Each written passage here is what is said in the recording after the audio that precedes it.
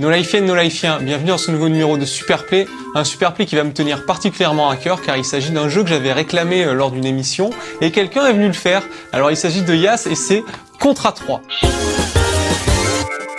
Alors Yas, tu nous as rejoint pour ce tournage sur un jeu que j'attendais depuis longtemps, merci de nous le proposer. Ah bah quand j'ai vu que tu l'avais réclamé, je me suis dit on va lui faire plaisir au petit Tony, il me semble que j'avais de quoi, donc tant qu'à faire. Ah mais ça me fait beaucoup plaisir, et en plus, un tournage en public. Il y a beaucoup de super players que j'ai l'honneur d'avoir déjà reçus, ou que j'attends fortement, je lance des messages et des regards, qui sont derrière la caméra, ils sont presque une dizaine, ça va être... voilà, pour ce tournage qui va être un peu particulier, un peu rigolo. Contra 3 The Alien Wars est un run and gun sorti sur Super Nintendo en 1992. Il s'agit de la suite de la série Contra, initiée en arcade en 1987 et dont les épisodes précédents ont entre autres été portés sur NES dans des versions très convaincantes. Pour ce passage sur console 16 bits, le jeu fait peau neuve avec un contrôle encore plus dynamique, la possibilité pour les deux héros de porter deux armes différentes ainsi qu'une smart bomb. Ce jeu n'a pas tardé à se poser comme la référence du run and gun sur console. Son rythme soutenu, son ambiance guerrière et l'inventivité des situations avaient en effet fait mouche dès sa sortie. Il comporte 6 niveaux dont 2 en vue de dessus qui servaient à l'époque à démontrer les capacités du mode 7 et de rotation de la 16 bits de Nintendo. Titre réputé également pour sa difficulté, Contra 3 est un jeu 100% action aussi puissant qu'il est gratifiant. Embarquons pour une mission de sauvetage en mode hard avec Yas aux commandes et un public composé de super players venus savourer ce moment. Donc, on lance tout de suite ce run sur NES Classic Mini, il me semble. Non, c'est... Ah sûrement pas, non. Super NES Classic Mini, pardon. Ah sûrement pas, non. Non, alors donc moi, on est bien sur Super NES. Classique, je vais bien le préciser, Super NES, parce qu'il s'agit de Contra 3 et non pas de Super Protector Alien Rebelle, car en version européenne, donc on a eu ce jeu, mais sous un autre titre. Oui. Et donc l'objectif, ça va être de le torcher en mode hard, et de vous montrer peut-être 2-3 petites subtilités, car il y a quelques petites subtilités dans le jeu qui sont d'ailleurs assez amusantes. Quand on les maîtrise, vraiment, ça peut être des choses assez marrantes. Donc, le classique, le jeu, c'est un run and gun, comme tous les contrats. Il est quand même beaucoup plus souple. C'est le premier contrat qui est sorti, donc, sur console 16 bits. Et il se démarque des deux contrats précédents, c'est-à-dire Contra et Super C. Car, déjà, là, les personnages, en fait, quand ils sautent, ils te font plus une espèce de salto arrière avec une inertie pas possible. Ensuite, la cadence de tir, tu la vois, elle est beaucoup plus mouse. Et surtout, là, on a deux flingues. En fait, le héros, donc Bill Riser, a deux flingues. On peut switcher on peut carrément avoir deux armes différentes, ou deux armes identiques. On peut switcher d'une arme à l'autre. Donc après, voilà, avec les gâchettes, ou enfin, tout dépend de la configuration que vous appliquez aux touches. Et surtout, on a une smart bomb. Alors la smart bomb, en fait, elle est comme à double tranchant, elle détruit tous les ennemis, mais c'est tout ce qu'elle détruit. Genre, si vous pensez esquiver une balle de dernière minute qui va vous foncer dessus en tirant une bombe, ça servira pas à grand chose. Mais bon, quand même. Là, normalement, on peut grimper dans le tank. Ah, tu ne prends pas le tank? Non, je le prends pas, parce que d'une part, je le trouve trop lent, et en plus, on va dire que quand on en sort de ce tank, on a un petit instant d'invulnérabilité, et justement, c'est con à dire, mais ce temps d'invincibilité, moi, il me déconcerte. Je sais jamais trop quand il va se finir, et la plupart du temps, quand je sors de ce tank-là, je m'en mange une dans le bœuf, je me mange un pruneau dans le poitrail, et bon, non. D'accord. Donc, voilà. Et ton objectif sur ce run? Ça va être de one crédité et d'essayer de pas y laisser trop de plumes, car bon, autant le préciser, il faut quand même être honnête, c'est un jeu que j'ai énormément joué à l'époque. Je pense que toi aussi. Oui, moi aussi. C'est ma cartouche d'origine de la sortie du jeu. Et en fait, je voulais vraiment faire le run le plus propre possible, et donc comme je dis, montrer 2-3 petites subtilités. Donc non, ça reste encore très perfectible. J'ai regardé plusieurs runs de grands joueurs, notamment ce jeu a également été speedrunné, et les speedruns sur ce jeu sont tellement aboutis que ça en fait peur, ça vous fait vous sentir minable.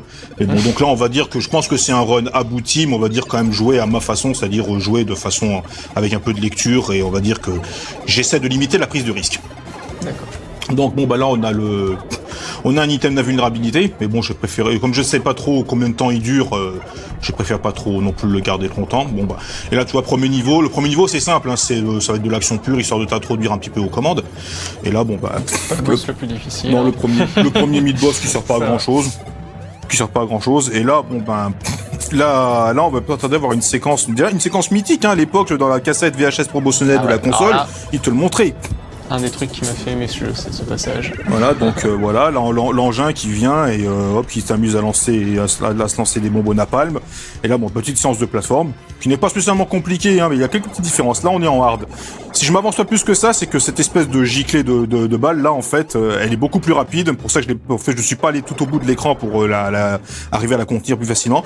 Ces 2 boules de feu sont indestructibles en hard. On peut les détruire en normal, mais en hard, c'est indestructible. Donc, il s'agit juste de bien positionner son saut. Je précise que pour s'accrocher à ces espèces de parois, c'est tout con, il faut juste sauter dessus. On saute dessus, il n'y a pas à appuyer de bouton ou se fixer ou quoi que ce soit, donc bon. Donc là, le passage qu'il avait fait d'ailleurs le réclamer, hein, ça ressemble un petit peu à ce qui s'est vu dans Nightmare Busters quand t'avais demandé le jeu, donc le suspense. Et là, on arrive donc au premier boss. Alors le premier boss qui est devenu connu, hein, d'ailleurs, il a même été repris dans le Contra Shattered Soldier que Kicker avait présenté il y a quelque temps déjà. Donc la grosse tortue. Voilà, un boss très impressionnant pour l'époque, hein, qui fait vibrer l'écran quand il bouge. Bon, bah son point faible, il est assez simple, hein, vous voyez. Par contre, ce qui est un peu pénible avec ce boss, c'est qu'il a il lance des projectiles avec son point faible, qui sont très rapides et qui sont complètement aléatoires.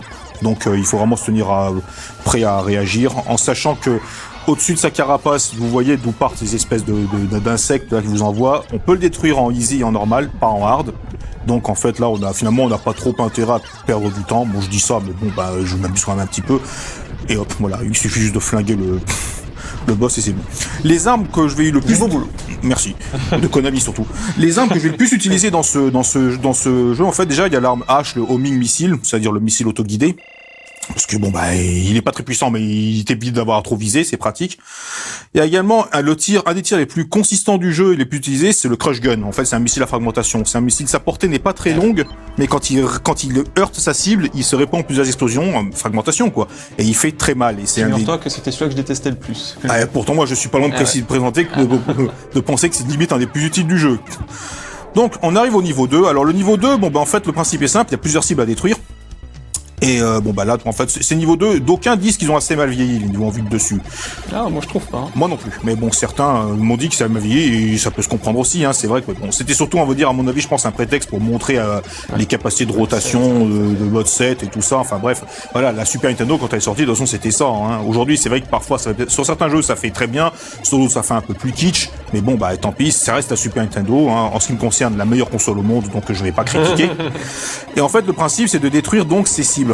Alors en hard c'est un peu plus compliqué car certaines cibles qui ne s'ouvrent que lorsque vous leur faites que lorsque leur tournez le dos. Faut détruire toutes les cibles qui s'ouvrent pour. Et là bah tu vois par exemple voilà celle-ci la ligne de tir est continue. Mais en fait quand on est en niveau de dessus, quand on se baisse, quand on appuie sur le bouton pour sauter, en fait on se baisse. Donc les poils vous passent dessus et c'est une technique à utiliser pour éviter les projectiles. Maintenant il faut pas rester trop non plus immobile sur ces niveaux-là car comme tu vois il y a des ennemis qui arrivent et ces ennemis sont également mappés complètement aléatoirement. Donc il faut faire attention où on met les pieds et surtout ne pas trop rester statique, sans quoi il y aura toujours un moment où le jeu va t'envoyer un ennemi qui viendra te faire la peau. Car bon, comme dans Contra 1 et contrairement à Metal Slug, tout contact avec un ennemi ou un projectile, c'est une vie en moins. Ça, y a pas photo. Hein, Donc, il reste encore cette cible-là. En fait, il faut que je lui tourne le dos pour la battre. Et en fait, je vais essayer de me la faire avec le tir à fragmentation. Mais j'avoue que là, à nouveau, je vais prendre mon temps. Hein. Je vais vraiment pas prendre de risques, mais je veux en finir.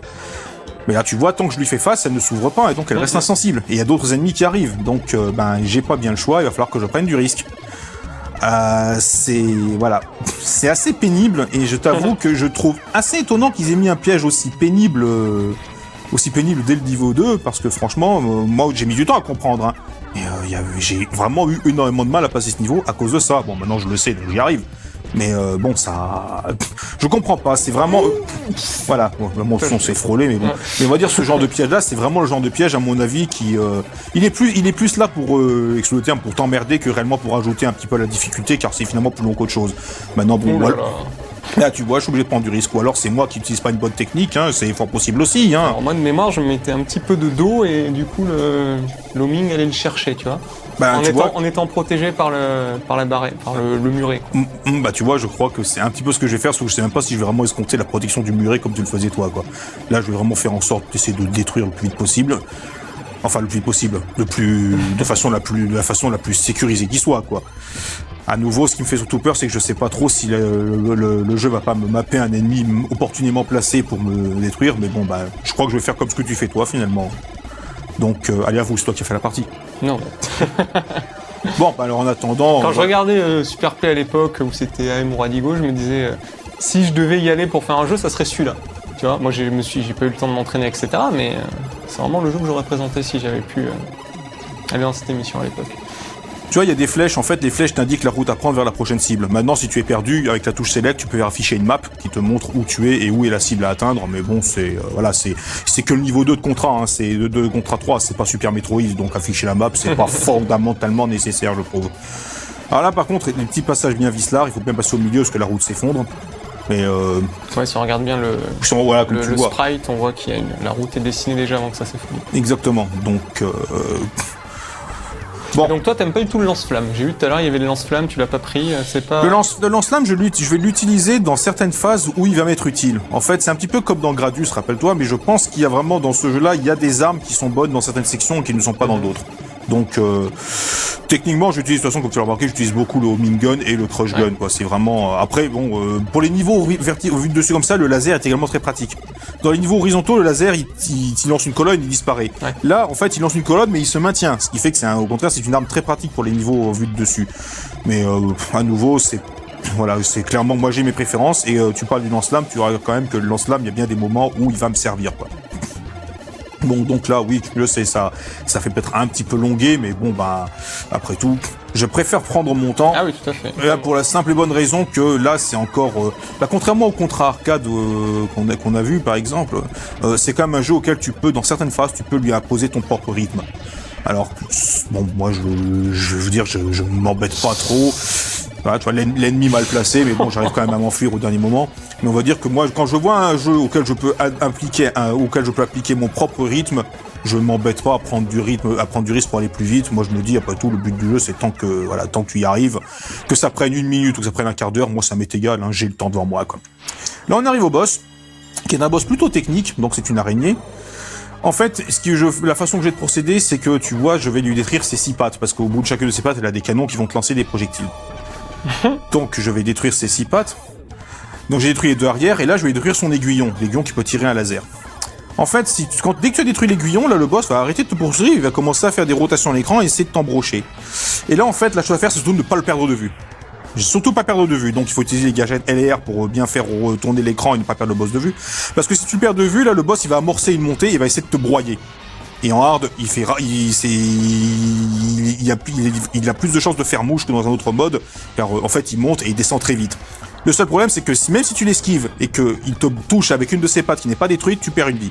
Donc là, j'ai détruit les 2 premiers, je vais détruire son aiguillon, et maintenant, je vais faire en sorte de détruire son point faible, et je vais essayer de ne pas le perdre de vue, sans quoi il va essayer de me broyer à l'écran. Alors, je suis impressionné par la puissance de cette arme, je me rappelais rester beaucoup plus longtemps sur les pattes pour les tuer, au lance-flamme. Et encore, j'avoue qu'il y a des techniques, hein, des techniques que je n'utilise pas toujours, mais il y a une technique qu'on appelle le switch, c'est-à-dire que si tu as 2 fois le crush gun et que tu alternes d'un flingue à l'autre, tu peux même carrément doubler la puissance. Et ça, ce sont des techniques qui sont utilisées par les speedrunners.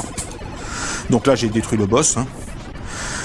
Finalement, le boss, tu vois, il a même pas eu le temps de me lancer son attaque où il essaie de me broyer, parce que je l'ai pas perdu de vue. Par contre, si vous le perdez de vue, là, il vous lâche pas, quoi. Donc, mieux vaut éviter. Ça implique de rester toujours un peu près au contact, pas forcément au contact, mais d'avoir une bonne conceptualisation de l'espace pour ne pas le perdre.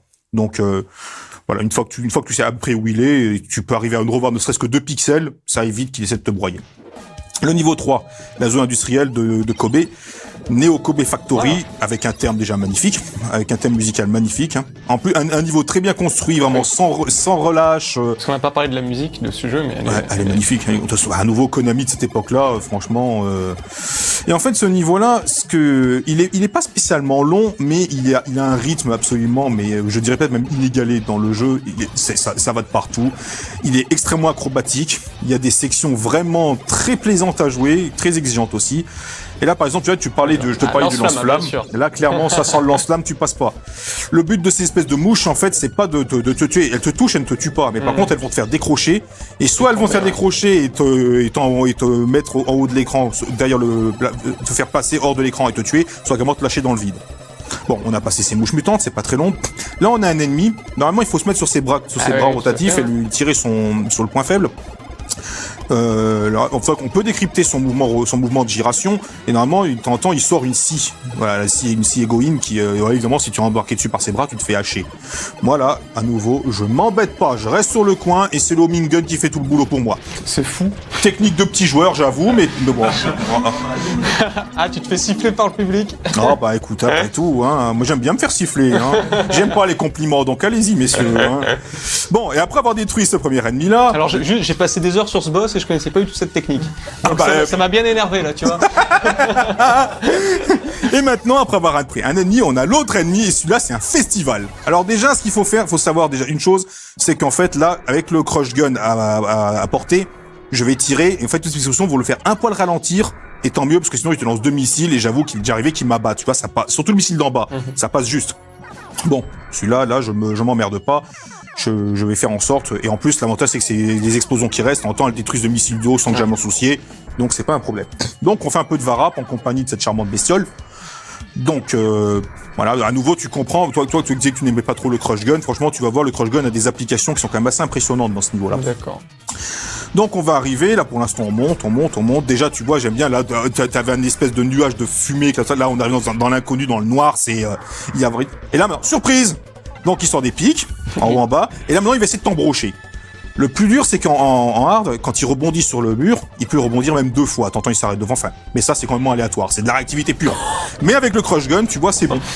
Voilà, pas de problème. D'accord, effectivement. Là, je me prépare à lancer une bombe, parce que sur le côté il y a 3 snipers qui m'attendent là, façon taliban, et j'ai pas envie de... Je sais qu'il y a une technique, on peut les détruire, on peut passer ça si on a à faire des sauts, mais bon, je préfère... Là, il y a un petit bug. En fait... Le jeu, si tu continues de marcher là, tu l'empêches de mapper la suite, donc c'est histoire de le montrer pour rigoler un peu. Hein. Un bel écran noir qui marche. Bon là, tu vois, j'arrête de marcher, donc ça fait que le jeu mappe la suite. C'est quand même mieux, on n'avait pas resté coincé trop longtemps. Après ça, encore un mid-boss qui n'est pas compliqué, par contre, tu vas vite comprendre pourquoi. Tu te mets ici. En fait, il faut savoir que l'étendue de ses bras, jamais il ne dépassera ça, donc tu n'es pas sous le feu de ses balles. Et là, moi, je m'embête pas, je reste ici. Et à nouveau, le crush gun, pas le crush gun, le homing missile fait tout le boulot. C'est pas très puissant, je l'avoue, mais tu vois, ça marche. Ça marche. Et à nouveau, quand on détruit les ennemis comme ça, ça fait du point. Le score n'est pas affiché, il est affiché que dans les cartons entre les niveaux. Donc, on va dire que le score n'est pas ma vertu première dans ce jeu-là. En fait, j'ai fait des runs de score. Hein. Tu commences le jeu en easy, tu le poursuis en normal, tu le termines en hard. Technique de lâche. Ah oui, et encore, je vais te dire que je faisais beaucoup de leeching, donc on va dire que les 30 vies possibles du jeu, je les avais dès le début, hein, ou presque. Hein. Et donc après ça, on arrive au centre de la zone industrielle, dans cette espèce de complexe. Et là, tu vois, quand je te parlais par exemple de leacher, tu sais que tu peux rester ici, en fait, tu peux rester là, laisser le bouton appuyé, tu mets un scotch, et après, je sais pas, tu vas le faire un thé, voilà, et t'attends, et tu finiras par avoir tes 30 vies. C'est juste que si on tombe, qu'on se ressort du mapping vers le bas, on meurt. On meurt, ah oui, quand même. Ça descrolle pas. Non, ça descrolle pas, non. Et c'est pour ça que quand on joue à 2, c'est un passage particulièrement pénible, parce qu'il faut que les deux joueurs soient vraiment synchrones. Mais monte. Ah, non, je vois très bien ce que tu veux dire.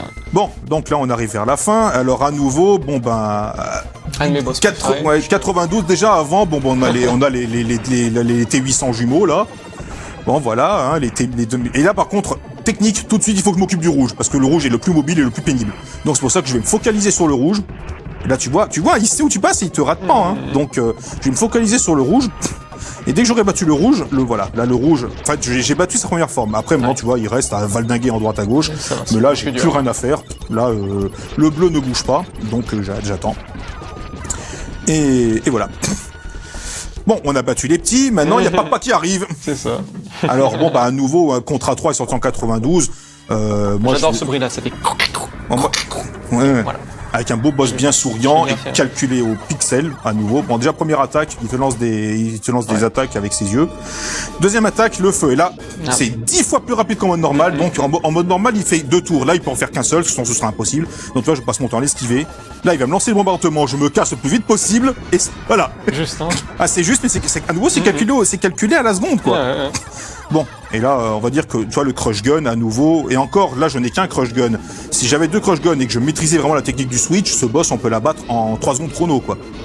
Et bon, bah là, en fait, bon, et puis pour le spectacle, là, il faut quand même que je montre un petit peu d'esquive, mais tu vois, le boss, voilà. Et comme c'est un gros con, alors j'ai jamais compris, est-ce qu'il oublie dans sa tête ou il se suicide de dépit, genre il se fait ses poucous, bah tant pis, mais il est mort. Alors, le boss 3, Terminator, le Papa T800, fini. Donc, on a passé le niveau 3, et maintenant on va arriver à un autre niveau qui, moi, m'avait vraiment fait halluciner les premières fois que je l'ai fait.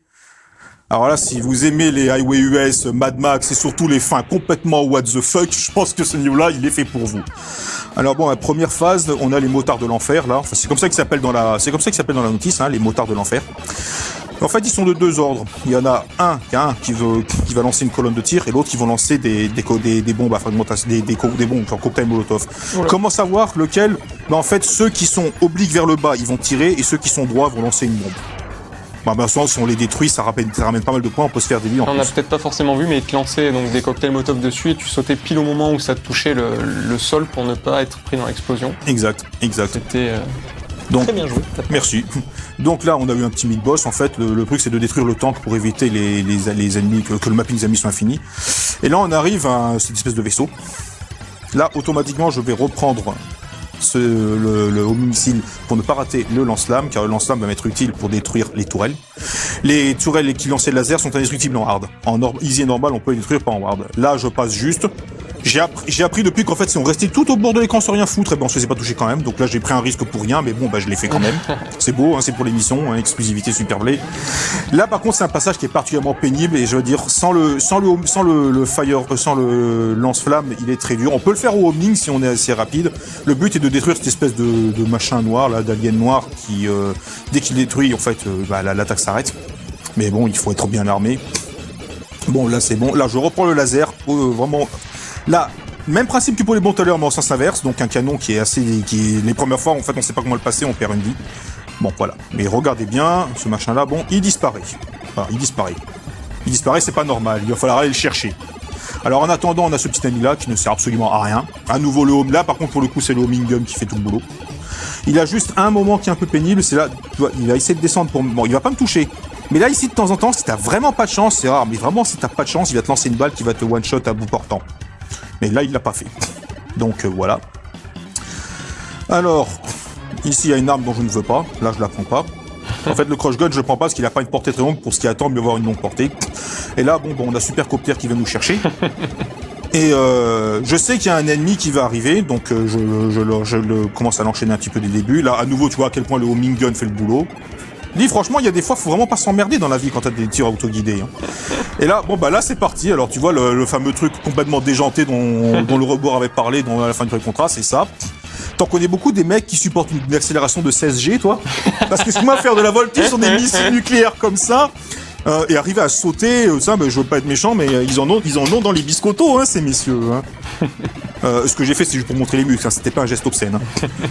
Et donc, en fait, voilà, pour en venir ça, le but, sur ce coup, c'est de détruire d'abord les... En fait, tu vois, le boss a une protection devant lui, et un bouclier.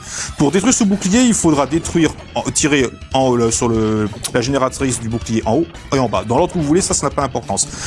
Enfin, pas d'importance, mais il faut quand même arriver à calibrer son mouvement en fonction des tirs qu'il te lance. Bon. Alors pour l'instant, ça passe. Là, j'en ai déjà détruit une, ce qui fait que je n'ai plus à me méfier des tirs en diagonale qui viennent d'en haut, juste ceux qui viennent d'en bas. C'est plus simple. Et là, déjà, je vais déjà essayer, si tu veux, de pas trop faire le con. L'avantage, c'est que ces projectiles, là, par contre, ils disparaissent avant d'arriver au bout de l'écran. S'ils avaient dû aller jusqu'au bout de l'écran, ça aurait rendu le combat, à mon avis, beaucoup plus compliqué. Là, je l'ai abattu. Et là, nouvelle technique. Crush gun, avec le homing missile. Tu te mets sur le missile qui est en haut à gauche. Et aussitôt que le boss l'aura détruit, t'en as un qui va apparaître aussitôt. Donc ça fait que t'as très peu de chance finalement de manquer ton missile quand tu es comme ça, et tu laisses le homing gun faire le boulot. Pas mal. Voilà. Donc, oui, pas mal, mais par contre, je tiens quand même à dire que cette scène-là, c'est limite ma scène favorite, tout run and gun confondu. Les premières fois que tu vois ça, mais tu meurs pas parce que tu trouves ça dur, mais tu meurs parce que c'est tellement absurde. Mais il y a un nombre d'hélicoptères incroyable qui envoient ces missiles. Ah oui, mais on est en 92, c'était juste génial, vraiment le culte du super-héros, vraiment qui supporte 16G, qui fait de la voltige aérienne, c'est... Il y a aussi un bug, il s'avère que si l'hélicoptère apparaît au moment où on est en train de se donner un missile à un autre, de temps en temps, le jeu il fait une confusion qui le fait mourir. Ça m'est déjà arrivé plusieurs fois, donc bon. Bon, bah voilà, c'était sympa quand même, non hein Ouais. On a du muscle, hein. On va arriver au niveau 5. Un niveau que je déteste, mais cordialement. Alors, le niveau en lui-même n'est pas compliqué, mais il y a quand même il y a quelque chose qui est, à ma grande honte aujourd'hui encore, j'avoue, c'est quelque chose que j'avoue, c'est une chose que je ne suis pas arrivé à faire de façon correcte. Bon, là tu vois, je t'avais dit que le laser tout à l'heure dans le niveau 2 était très pratique. Là on voit que le laser, il se maintient. Donc quand je vais faire du tir sur cible pour détruire les cibles, je vais donc utiliser le laser. Mais en attendant, pour éviter de me faire avoir, tu vois c'est très serré. En plus les flammes traversent les parois. Exactement. Je vais garder le homing missile. Et je vais à nouveau y aller lentement. C'est assez pénible parce que franchement là faut quand même bien savoir que bon bah tout à l'heure c'était une autoroute, mais c'était voilà. Là c'est des petits sentiers avec des trucs qui t'entraînent, des ennemis mappés aléatoirement. Donc clairement j'ai auguré pas mal de speedrun de ce jeu quand même. Ça m'a toujours impressionné, mais moi je dis chapeau aux gars qui speedrun ce niveau-là parce que franchement c'est ils ont des techniques vraiment très culottées et moi jamais j'oserais faire un truc comme ça. Hein. D'une part j'ai pas envie et d'autre part j'en suis de toute façon pas capable. Alors tu vois ces ennemis là par contre pour le coup le jeu il est pas gentil avec moi, il me mappe des ennemis résistants et il y a un bon nombre, j'en veux pas. Il y a des fois le niveau est beaucoup plus clément, mais bon bah là non il a pas voulu. Alors je trouve la deuxième cible.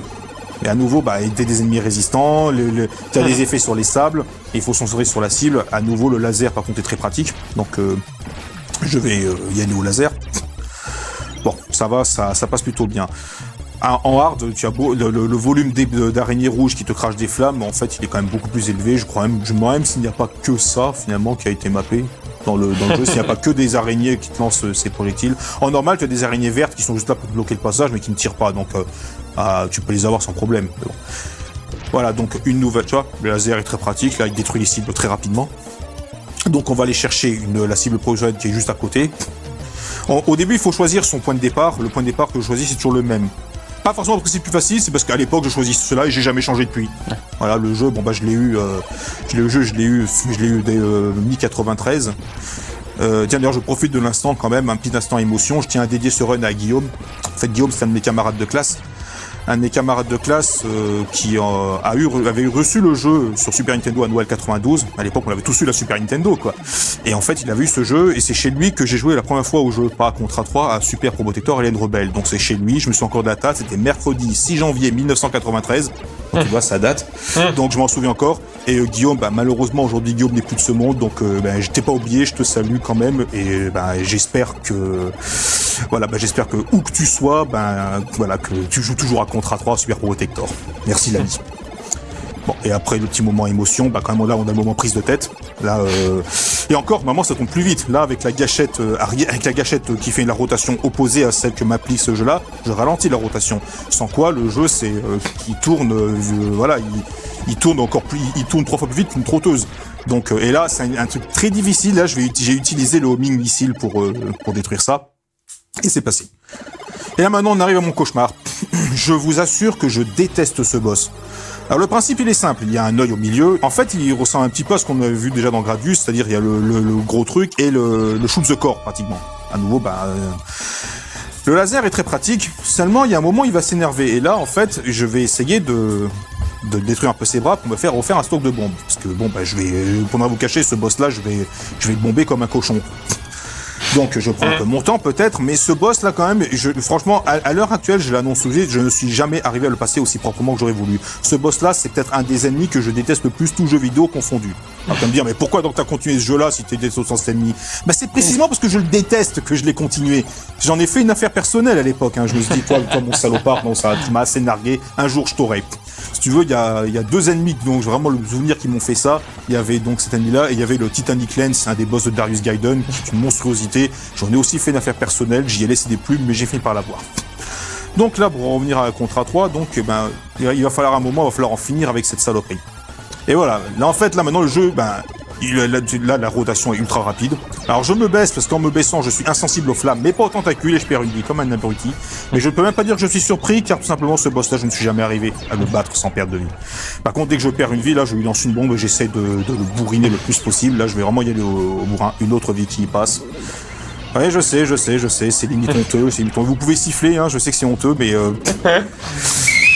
Là, sincèrement, je sais, mais pourtant, même en essayant avec la gâchette opposée de contrer la rotation, j'ai du mal.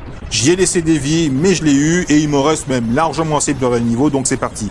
Le seul truc qui me fait avoir l'air un peu con, c'est que j'avais stocké pas mal de bombes, mais quand tu perds une vie, tu reviens juste avec une bombe. De toute façon, là, il m'a eu avant même que j'ai le temps de lancer toutes mes vies, donc bon, bah, finalement, bah, tant pis. Mais bon, je l'ai eu.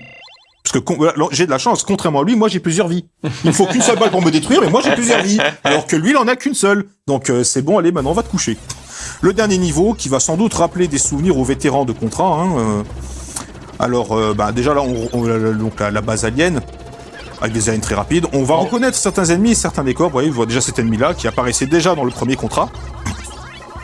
Alors là, par contre, il faut le spread gun. Alors le spread gun, dans Contra 3, je trouve que c'est le seul, finalement, c'est le seul véritable contrat dans lequel le spread gun, je trouve qu'il est pas si efficace que ça. Ouais. Il est très faible en plus. Voilà, donc le spread gun. Là, ensuite, là, je vais reprendre on va continuer. Là, on a ces espèces de petites balles tu sais, les petites bouches qui crament, qui crachent, comme il y avait déjà dans le dernier niveau de Super C. Oui, c'est passé juste. Et dans le dernier niveau de Contra aussi. Finalement, ce jeu-là, le dernier niveau de Contra 3, c'est un véritable hommage. Un petit peu, à nouveau, comme tu l'avais dit une fois, ils sont adeptes du recyclage chez Konami, mais le problème, c'est que c'est du bon recyclage. Là, ah oui, clairement. Voilà. Et là, maintenant, j'ai retrouvé le homing missile. Et là, c'est tout bon avec le homing missile. J'ai vraiment progressé bien safe. Et toi, toutes ces espèces de bouches, là, de bouches qui donnent pas envie de leur faire un bisou, eh ben en fait je vais les détruire voilà, je vais détruire ça. J'arrive lentement, je les détruis et je passe quand je me suis libéré la route. À nouveau, voilà, tu vois là, je m'embête pas, je m'assure une progression très safe, voilà, sans souci. Pour démythifier le jeu, si tu restes ici, là où j'étais avant, et que tu continues de tirer, tu es invulnérable et tu peux glitcher. Et là on va arriver au bout, on va retrouver une vieille connaissance. La vieille connaissance, vous allez la reconnaître, c'est le boss final du premier Contra, qui est absolument infect. Bon, là, j'avoue que là, pour l'instant, j'ai dû tirer une bombe, mais je vais accomplir bientôt une nouvelle erreur. C'est qu'en fait, j'ai mal calculé le mapping des ennemis d'en bas, les espèces de terriers là. Et là, je vais me rater dans pas longtemps, je le sens. Voilà. J'ai mal calculé. En fait, j'aurais dû détruire les deux en bas, et j'en ai pas assez tiré en bas. Donc finalement, tu vois, j'ai même détruit le cœur avant de détruire les valves ennemies. J'aurais dû détruire en premier. Bon, tant pis, une vie de moins. Bon, il m'en reste encore. Là, on chope une bombe, je récupère un laser. Et là, un autre clin d'œil. Ce clin d'œil, cette fois-ci, c'est le boss final de Super C. Contra 2, Protector allié de retour dans vos araignées of the Evil Forces. Merci mon accent anglais. Et là, tu vois, par contre, là, autant te dire que déjà, ce qui est chiant, c'est que la dague qui te lance, les trucs qui te lancent par le plafond, ça, c'est aléatoire, complètement aléatoire. Et après, il faut s'attendre à son laser. Et là, alors donc dans Super C Contra 2, il était immobile. Là, il essaie de te broyer et il est très rapide en hard. Donc, et bon là, je l'ai eu. Et j'y ai pas laissé de plume. Mais là, j'ai de la chance, parce que c'est quand même un boss ou un ennemi sur lequel tu peux vraiment laisser des plumes. Là, reprendre le crush gun automatiquement. Là, une musique que je trouve géniale, vraiment Predator dans l'âme, vraiment toute une montée en puissance dans le stress. Cet ennemi-là, qui est, à mon avis, il est très difficile à battre si t'as pas le crush gun, car en fait, tu peux pas le viser comme il faut escompter sur l'effet bombe à fragmentation. Par contre, après, je veux dire, si tu montes et que tu descends, tu peux à peu près savoir où il va apparaître. Il va essayer de t'embrocher avec son aiguillon. Mais bon, voilà, tu vois, avec un peu d'esquive. Au début, c'est très chiant, tu sais pas comment faire, mais à la fin, à la longue, ça passe bien, quoi. Maintenant, à nouveau, avec la technique du switch, avec deux crush guns, le truc qui fait 3 cycles d'attaque, il disparaît, hein. Bon, on l'a passé. Et là, classique, la surprise.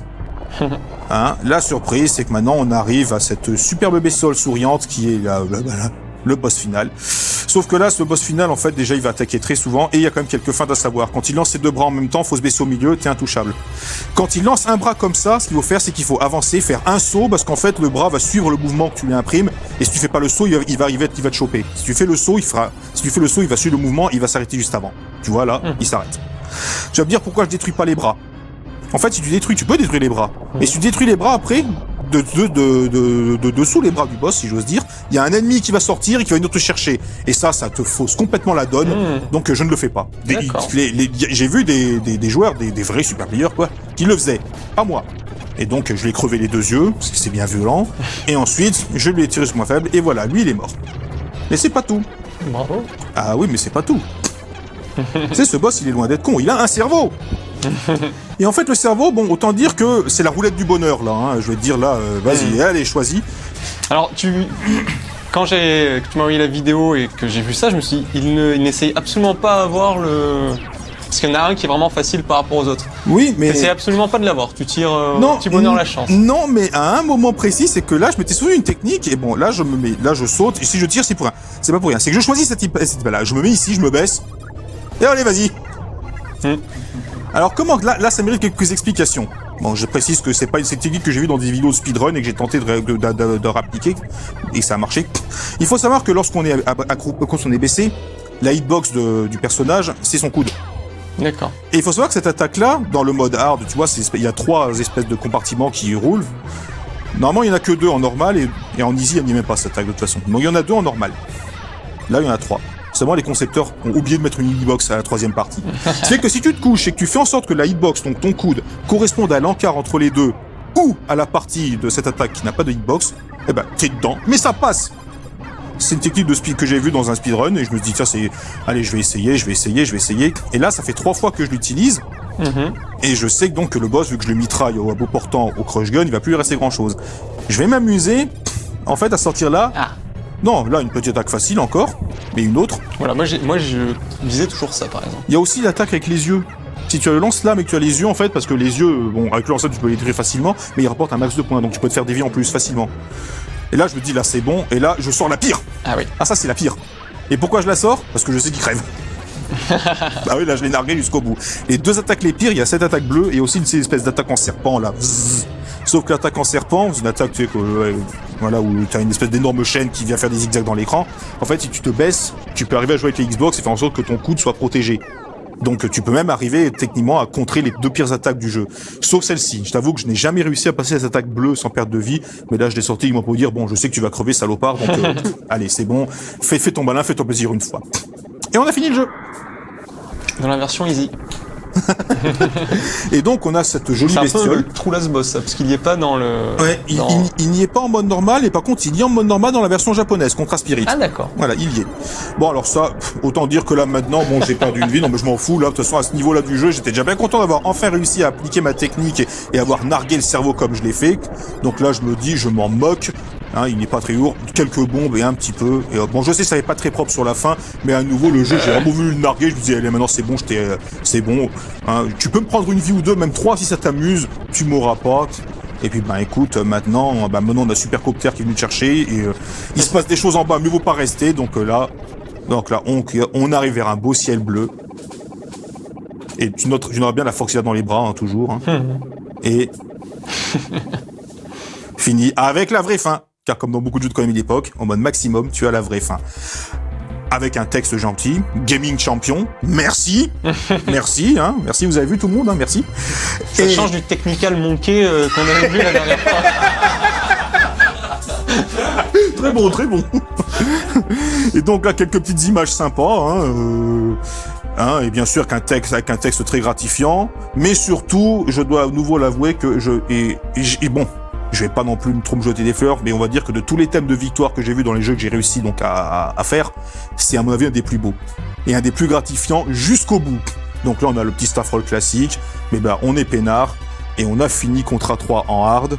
Les premières fois que j'avais fini, pas Contra 3, mais donc Super Pro Protector en hard, donc je l'avais dit à tout le monde dans la cour de récréation, la seule réaction que j'ai eue, c'est mytho, va.